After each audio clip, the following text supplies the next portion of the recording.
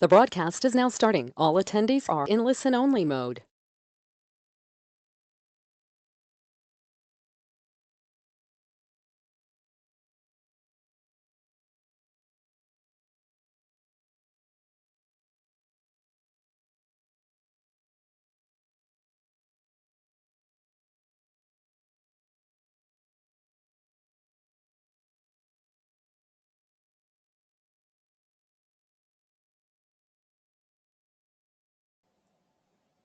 Hi, good morning, everyone. I apologise just for this couple minutes delay. I was just struggling with getting the attendees off hold, and now you are, which is great.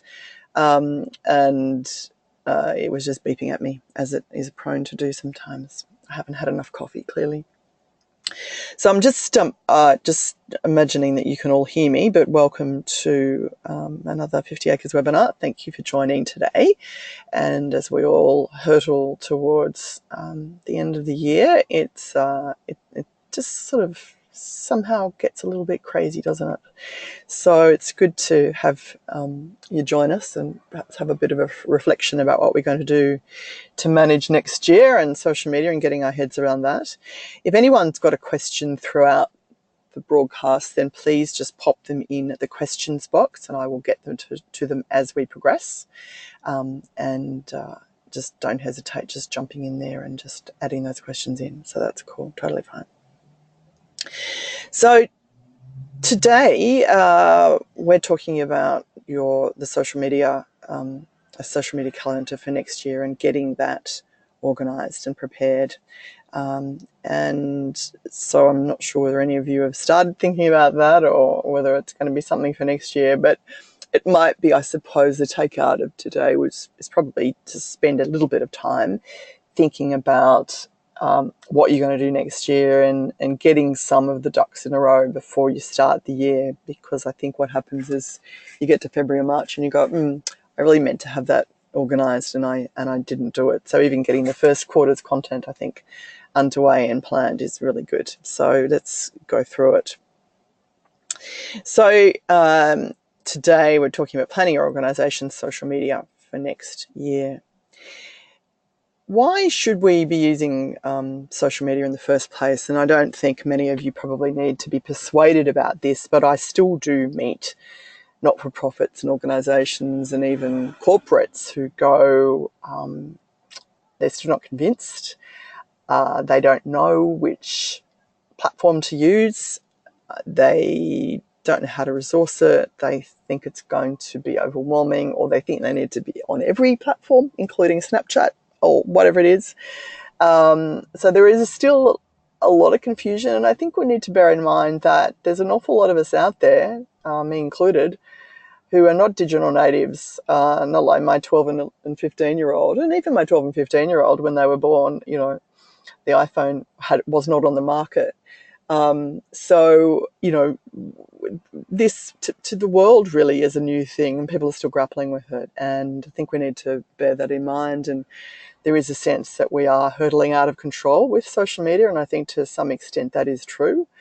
And I think that is of concern. That's probably another topic for another day. But nonetheless, I think there is still a lot of people who come to grips with how to use it effectively, how to use the time you have on it effectively, how to use it to get the results that you're wanting. And I think there is a lot of rationale to understanding that. So I suppose from my perspective, this is the reasons why you should be using it to begin with. Your networks are undoubtedly on it. It'll improve your search ranking in terms of Google, etc. If you're doing it well, it will give you a competitive advantage against the other people in your sector, perhaps people who you're competing for charity dollars. It'll reduce your marketing spend, and it will help you connect with your stakeholders and donors, and it will improve your trustworthiness and boost your profile, obviously. So, there's a whole bunch of reasons why we want to do this stuff. We want to do it ethically. We don't want to let it, completely dominate, be your main driver, but it can be a really useful tool, and I think we all know that. So what platforms should we be focusing on? And, I often get a lot of questions when I'm talking to people at conferences or giving a keynote address or whatever it is about this topic. And people say, what do I do? Should I be in Snapchat? Do I need to be on Flickr? Is it Instagram? What is it? Is it Facebook? Is it Twitter? What is it? Do I need to do? Do I need to be on all of them? And yes, you could be on all of them, but I think you need to decide where your tribe is fundamentally, and only you can tell yourself that. Only you know that intelligence. And if you don't know where they are, find out. So go and hang out with the people that you're trying to online, digitally, hang out with them and see what they do, where they go, who they talk to. Look at your competitors and what's happening on their social media feeds, what their engagement is, what the sort of people are that are asking them questions, etc., etc. And from that, you can then determine, if it's 15 to 20-year-olds for whatever reason, if it's a youth-based organisation, then Snapchat may very well be a great alternative for one of the platforms that you're focusing on. If it's more of a serious lobbying engagement organisation, then Twitter might be the primary platform that you're on. Facebook is where the numbers are, and so Facebook obviously is a good one to grow, but all of these different platforms have a different look and feel in terms of the sort of content that you may want to use on them. So what's, I think the basic questions that you need to ask when you first start out with social media is, what's your aim? Create more traffic to your website, obviously, is one of those. Sales opportunity for you as an organisation, for goods, donations, engagement, and obviously, most certainly, building brand engagement and awareness. I think the next thing you need to then ask is, who is your tribe? Not just what they do, but who are they? And if you don't know the answer to that in a really complete way, then it's best to find that out and really describe those people. I can remember I wrote a book with Melissa Doyle, about a decade ago, called The Working Mother's Survival Guide, and she used to say to me that they had a couple of descriptors for their audience at Sunrise when she was on Sunrise, and one of them was Betty Bankstown, which I know sounds. Hope no one lives in Bankstown and is taken aback by that. But they sort of described the person that they had, the social persona of that person, who they are, what they did, what they were likely to think.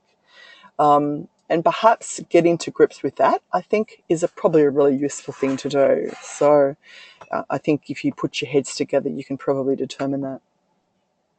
What platforms they are active on, that's the point I made earlier about what your tribe are doing, where they are, what do they do, what do they say, what do they like hearing from you about, what do they like hearing from others about. And you can probably determine that when you do social media advertising or boosting posts, etc. You can see what people pick up, and you can look at the breakdown of that in the metrics that comes out of that advertising. And I think you need to also ask, how are they using these platforms? Are they there very long? How long are they? How long do they look at what you do? How often are they? Are they visiting, etc., etc. And again, these are some of the things that you can look at when you are doing some analysis of these platforms and your targets and their engagement. So the next thing is, what you need to know about each platform before you hurtle again down the path of setting this stuff up next year. If you're new to this, or this is something that you haven't really come to grips with, it's really important to think about it. And I think you need to know some of the basic stats. And this is really recent data, really in the last couple of weeks. Essentially, in On Facebook, there is 16 million users in Australia, which is pretty phenomenal. That probably means that, my 5-year-old niece might be on it as well. But I suspect that probably means that, for example, I've got multiple pages. I've got an old legacy page. I've got a page from the book that I wrote. I've got a person page. I've got a company page, et cetera, et cetera. That might be a number of other sort of, profiles, but there are 16 million users, which is a heck of a lot of them.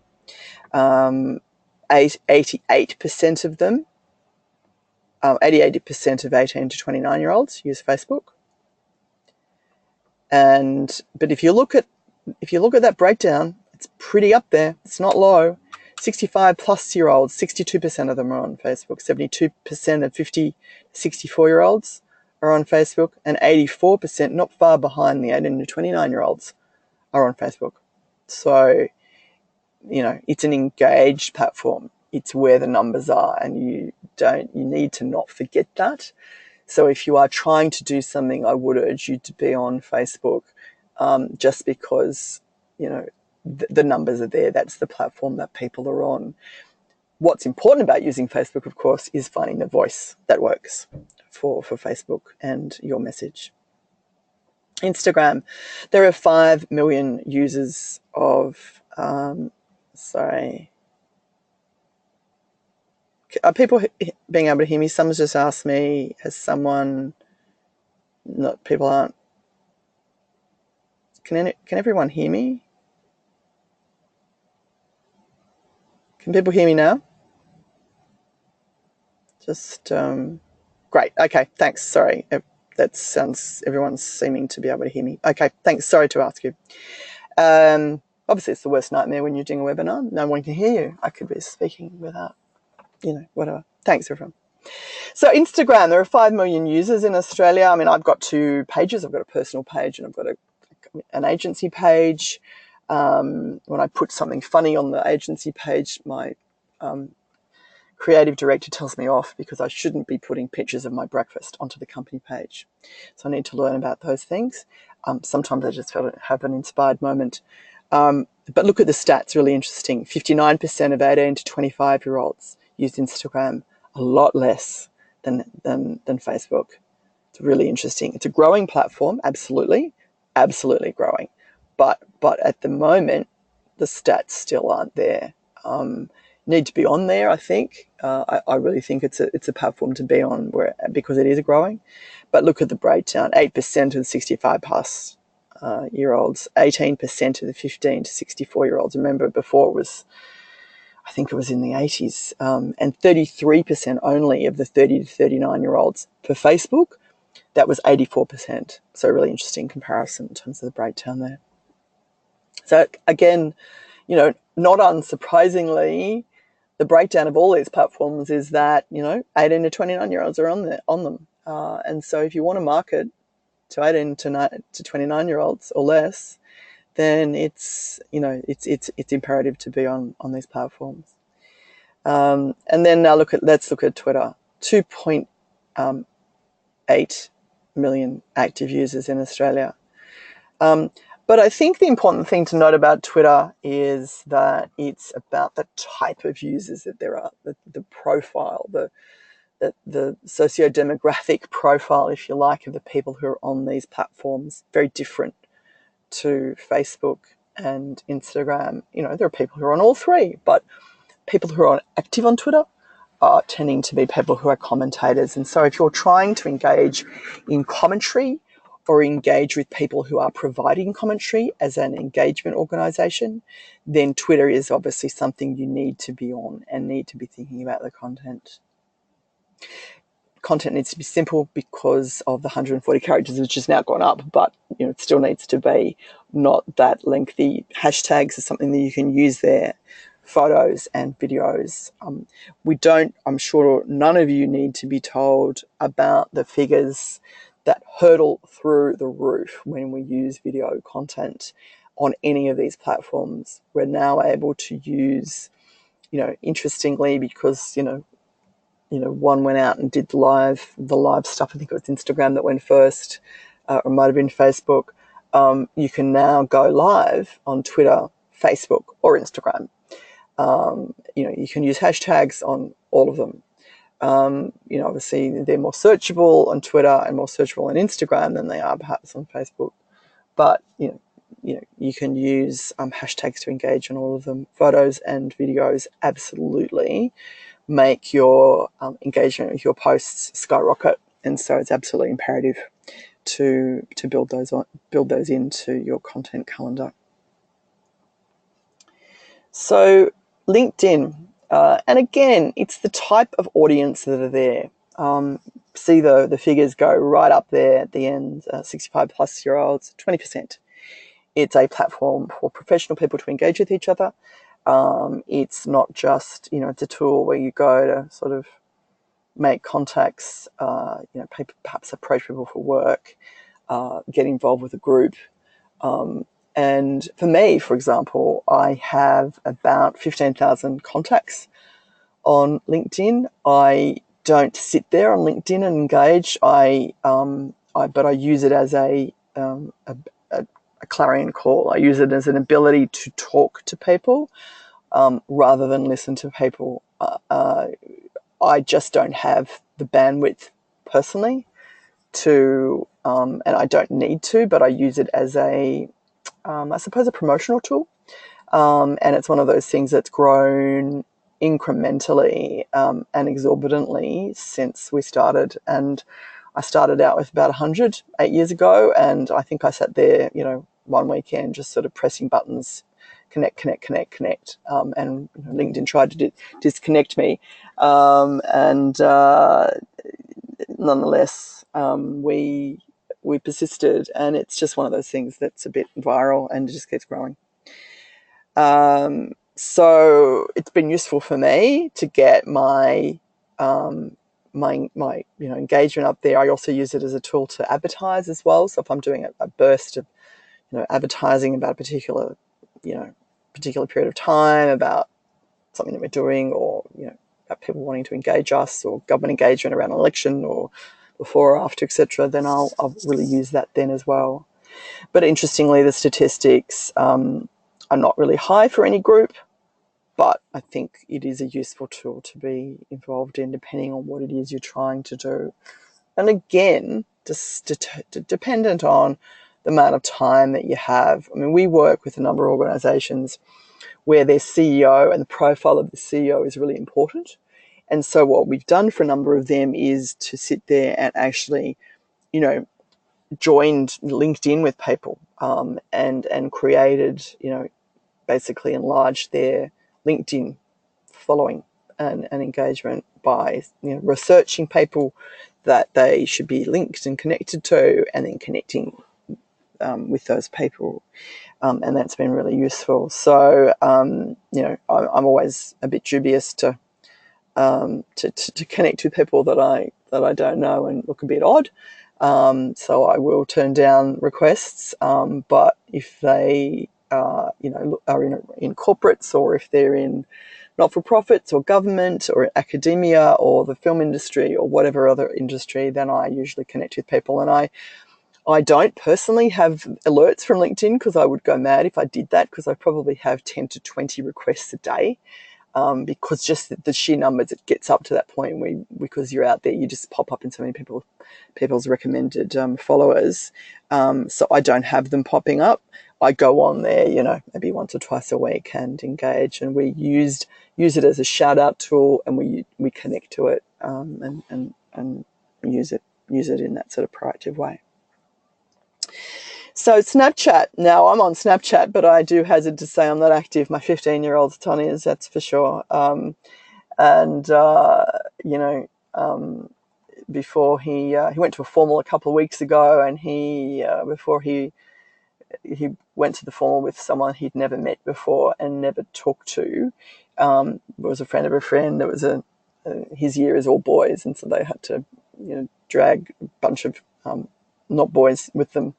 And they communicated via Snapchat.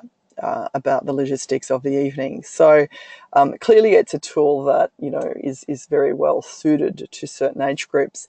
But if you go on to Snapchat, what's really interesting about what's happening is corporates and news outlets are using it to deliver news and content to appropriate age groups. So, there are news channels that are, set up for, specific age groups, obviously, younger age groups, and the news and the content is delivered appropriately. And so if they're a group you want to reach, Snapchat is probably a good way of reaching them. But it's really hard to get metrics on Snapchat because you can't see anyone else's followers. You've just got to grow your own following. And it is harder network to crack. It's also expensive currently to advertise on it. I do recall a time when you first went onto Twitter and advertising was exorbitant. So the price of that will come down. But I think right now it is expensive, but I think it's probably a network that will keep going. And if you're at all wanting to communicate to young people, and you want to show behind the scenes stuff that you might be doing as an organisation, it's a really good thing to do and have a think about. Being mindful, obviously, about quality control and appropriateness of what you're doing. YouTube, 16 million active users in Australia. Again, heck of a lot of people. Almost all newborns, I think, must be on YouTube. But, we're all on YouTube. We all see things come up and recommended for us based on what our watching history is. And a lot of people are jumping onto YouTube. I follow some bloggers in the US who are sort of health and wellness bloggers. I'm a sometimes vegan, vegetarian, and I follow a lot of wellness and sort of health people and cooking blogs, etc. And I get a lot of suggestions for stuff on YouTube. A number of my the bloggers that I follow who do podcasts are now simultaneously filming the podcasts and putting them on YouTube. And these guys are big guys in the States who are getting 1 million downloaded per podcast. A guy called Rich Roll, if anyone's interested in health stuff, Rich Roll. He just in the last few months has started putting his podcasts onto YouTube. There must be a reason for that.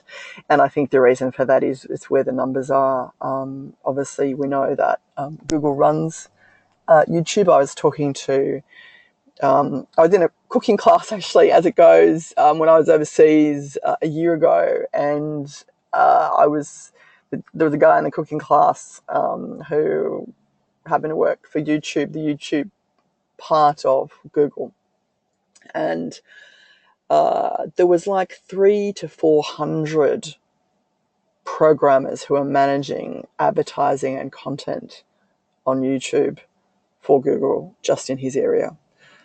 It's phenomenal, and it's a growth area. And so, if you are an organization that has a blog, has a podcast, thinking about doing that, develops rich content, has video content that is consistent, then think about doing that and using that. I think it's really helpful. We, for example, put our webinars up on YouTube. We have a YouTube channel called 50 Acres TV. You can do it in a number of different ways. It doesn't have to just be, you're speaking down the barrel. It doesn't have to be, really amazing film work. It can be all sorts of different things. But it is a reasonable platform to think about utilising, I think. So what to keep in mind when planning your calendar for next year, and this is where the rubber hits the road. We are, I think it's tomorrow, it becomes the 1st of December. So, get out your advent calendars if you are into Christmas, or just get one out if you're not, because you like the chocolate. But, this is where we need to be starting to think about what we're doing for next year. And so, at the moment we are, planning and putting up 6 months ahead of content. We will tweak and add and augment as we go. and we certainly will repost the content of clients, but we will have content that is, 2 posts a day, every day, including the weekend, across all our platforms, for 6 months, and we might revise that, add to it, subtract, but we will set that in stone, and it just means you can, to some extent, set it and forget it for a little bit. It's not just a constant bane of your existence. It's certainly a nice thing to have done before you go on your sort of summer holiday break. So I think you need to then, before you sort of start thinking about setting up this lengthy, amount of work, who are you speaking to? Is it a supporter? Is it a donor? Is it a customer or a beneficiary? Obviously get to know your audience, use your insights to learn about the age, sex, and location of the audience, and so you can tailor the content to them. And speak to the individual. Social platforms are not a megaphone to make announcements. Instead, obviously engage in conversation and build a community. And what I always get surprised is when I get feedback on our social media content, and we've had heads of government department communications teams, really big departments, DFAT amongst them, Department of Health, who've said to me when they've seen me, we really like the content you put out, we really like the tone of voice, it's friendly, it's approachable, but there's lots of stuff there. So it's about trying to find that right tone, and when you get feedback and it's positive, then, bear that in mind and do more of that. Not you have to make every post sound the same, but obviously bear in mind when you do get positive feedback that it's something to think about. So what do you need to talk about, in order to get all this stuff out? If you're going to put 2 posts a day for 6 months, that's a lot of stuff to be putting out. So what do you want to do? There's all sorts of content. If you're a not-for-profit, you can recognise your donors, you can thank supporters, volunteers and employees. You can communicate results of what you're doing in real time. You can share supporter successes. You can tell individuals' case studies. You can post about the industry or sharing, engaging with other groups and not-for-profits. You can acknowledge or talk about or publicise major events, campaigns and appeals, awareness days or holidays. One thing I would say, and we're over the Christmas holiday break going to write a bit of a white paper on this, looking at awareness day fatigue, and it's certainly one of the things that we found in the last 6 to 12 months, even going back a little bit further, that people are really a bit fatigued about awareness days, and so rather than just relying on awareness days, if you're a health organisation, you could probably plug into 30 awareness days across a year potentially. Women this, men's that, children this, whatever else.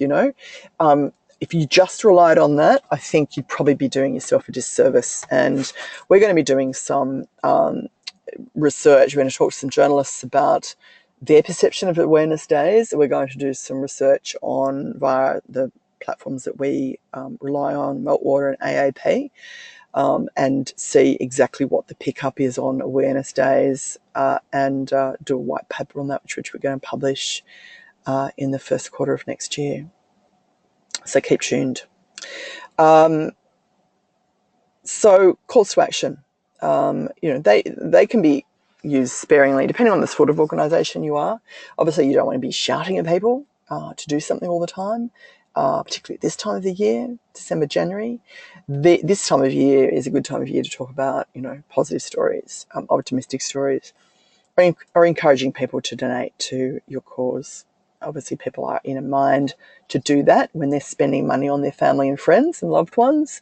They are also thinking that they might donate some money to a charity and to people who are less fortunate than they are. So you got to ask yourself, obviously, what you're hoping to achieve. What am I hoping to get back from them? What am I wanting them to do? You're trying to get them to take action. You're trying to empower the audience to be informed, building a community. or just provide information about the cause and or advocate about it to government as well.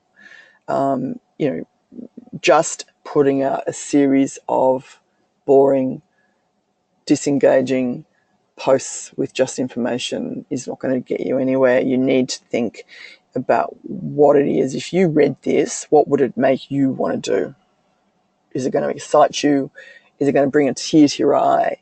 Is it going to inspire you? What will it do? Will it make you get up, log on, donate some money, join the cause, write to an MP?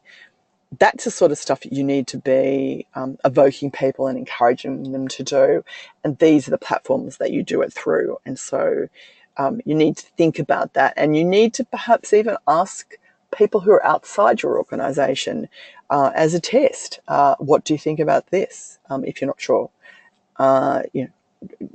do a sort of a mini straw poll, which could really help you before you set up some of this stuff going forward.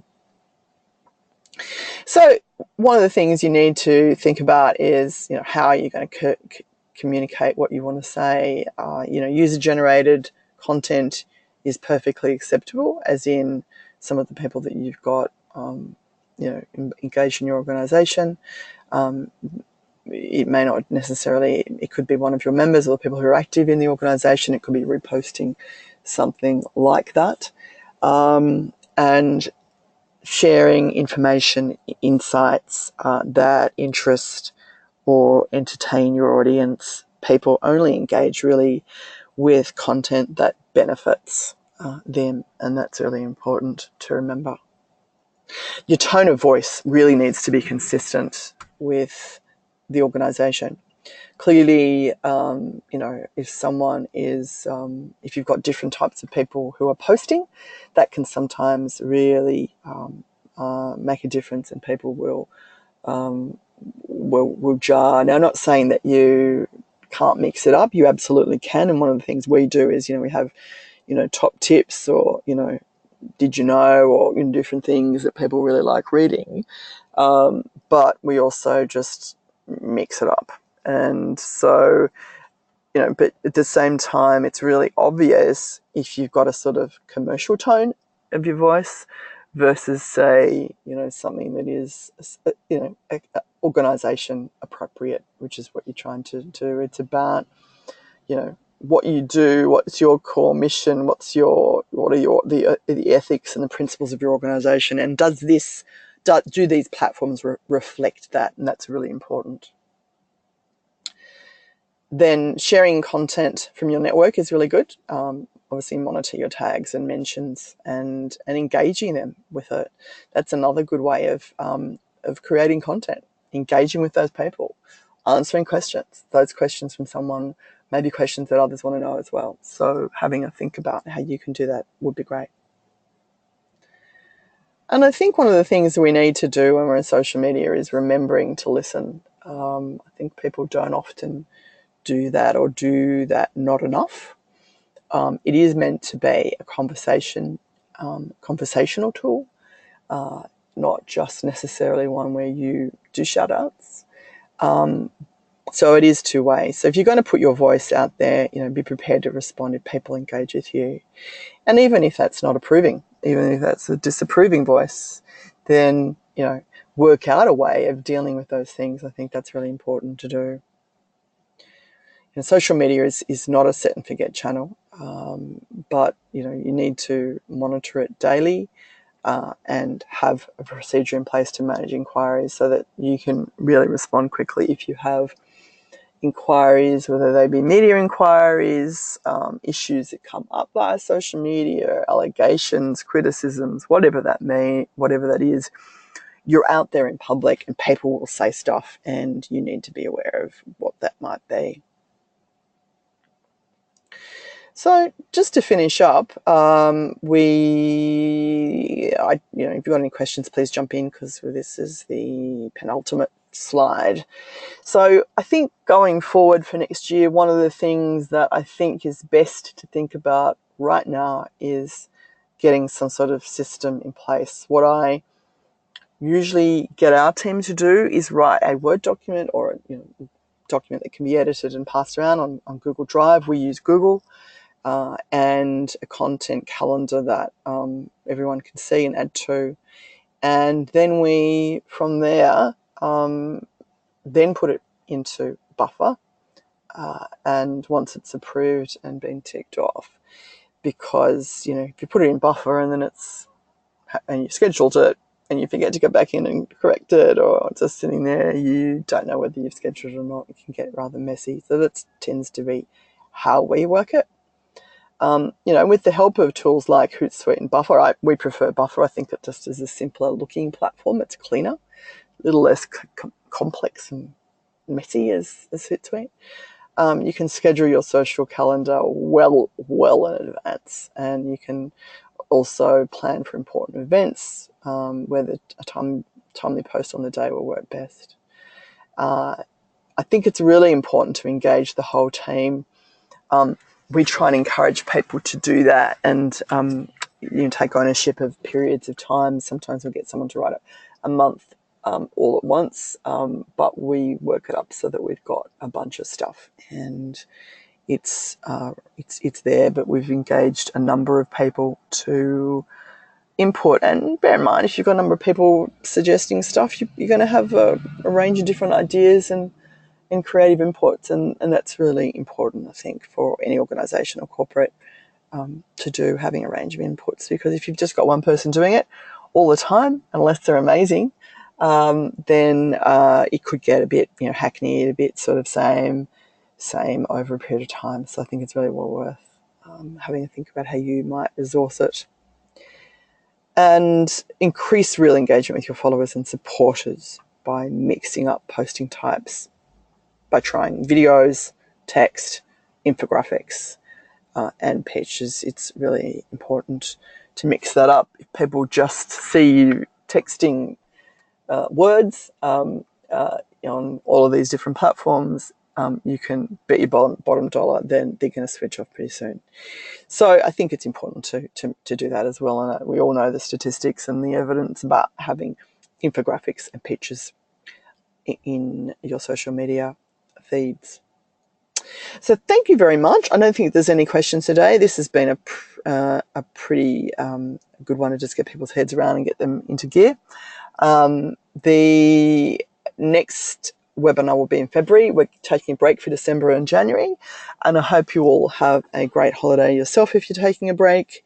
At least having some downtime. I think we probably all need it. And it'll be interesting to see what happens in the new year in politics and news in the world, but I don't have a crystal ball and can't predict that for you. But thank you so much for joining us today, and I wish you all well as we approach the end of 2017, and look forward to speaking with you all in 2018. Thanks again, everyone.